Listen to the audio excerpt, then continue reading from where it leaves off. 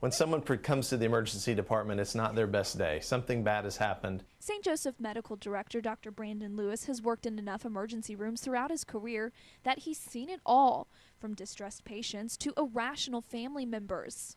Violence is something that occurs in all emergency departments across the nation because we deal with people who are having psychiatric emergencies, people who are in traumatic situations, people who have alcohol and drug problems. It's a problem that happens all too often, and now the Texas legislature is taking steps to protect hospital staff by upping the charges if an employee is assaulted. It's called House Bill 705. The point of this bill was to make sure that emergency workers in the hospital get the same protections as those who work outside of the hospital. Now assaulting an ER doctor or a nurse is the same offense as assaulting a police officer, firefighter, or EMS, and it's a third-degree felony.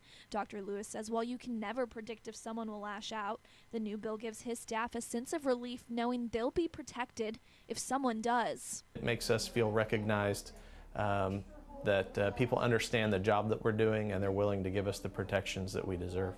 House Bill 705 goes into effect September 1st. In Bryan, Lauren Holman reporting.